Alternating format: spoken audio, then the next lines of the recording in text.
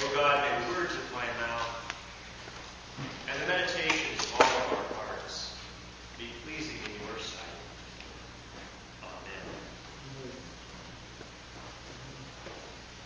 You've probably heard a lot of jokes about heaven. How many jokes have you heard that start out, somebody's talking to Peter at the entrance of the pearly gates, right? Yeah? So, 3 people die, and they meet St. Peter, a doctor, a teacher, and the CEO of an HMO, a home maintenance organization. Kind of see where these things are going, right? So St. Peter says to the doctor, "What did you do on earth?" "I healed the sick. And if they could not pay, I often did it for free." And St. Peter says, "You may come in." And he says to the teacher, "What did you do on earth?" And she said, "I taught children in inner city schools. And I volunteered in the summer to help tutor children." And St. Peter says, "You may come in." And the head of the HMO comes and sweat is pouring down his face and he's trembling. And St. Peter says, "What did you do on earth?" "I ran a large healthcare company, and honestly, we paid more attention to profits than people." And St. Peter says, "You may come in." He says, "Really? I can come in just like that?" He says, "Of course. For 4 days."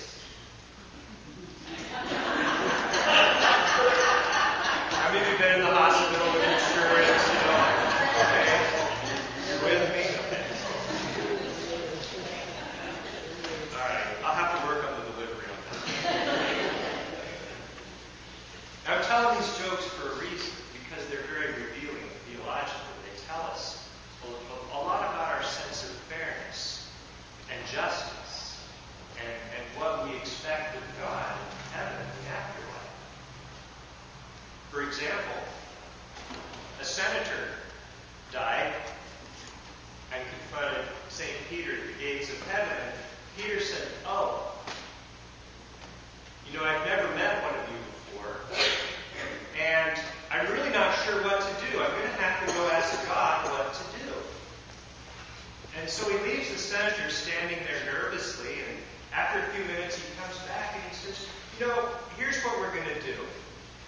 We're going to let you vote. You can spend a day in hell and a day in heaven, and then we're going to let you vote where you want to be." The senator says, "That's fair enough." So he spends the first day in hell. And he has lots of friends there.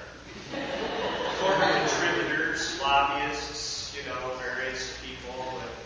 And hell is actually like this big golf and country club. And they have a round of golf. And they go back for drinks after, and the devil joins him and claps an arm around him, and he says, "See, you've got all your friends here, and you get along. It's not so bad. We get a bad rap. It's all bad in PR, So after a very nice day, he goes to heaven for a day. Now, the people are nice. He does like to sing. The choir practice is fun. Great organ music. And everybody's just ever so pleasant and nice. But, I don't know, he just isn't quite feeling it. And so, St. Peter says, "How do you vote?" He says, "Well, no disrespect, but I got to be honest, my day in hell was better. So I think that's my vote." And St. Peter says, "Very well." So he goes to hell, and there's all of his friends and the devil, but instead of being on the golf course, they're breaking stone and heavy labor, and it's hot, and they're shackled, and it's terrible. And he says, "I don't understand. Yesterday you were playing golf, and today it's like this. What happened?" And the devil said, yesterday we were campaigning. Today you voted.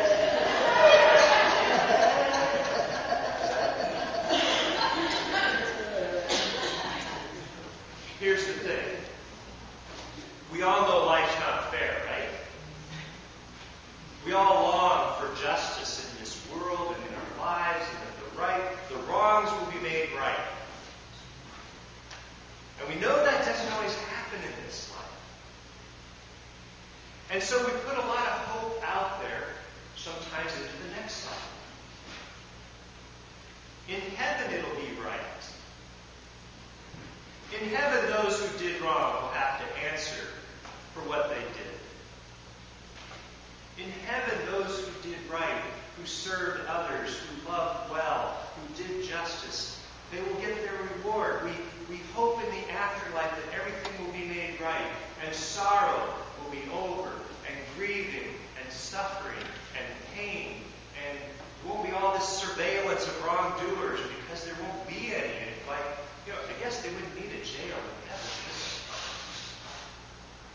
We put so much hope out there for eternity and heaven. How we believe about eternity in heaven can have a powerful impact on how we live now. What we think is important. How we spend our lives. There are many forms of religion that talk about heaven and hell in a way that really is trying to control people. Holding out the threat. If you don't agree with us, if you don't believe like we do, if you don't toe the line, well, you know what's going to happen to you. You're going to go to hell. Turn or burn, baby. As some of my Baptist forebears would say.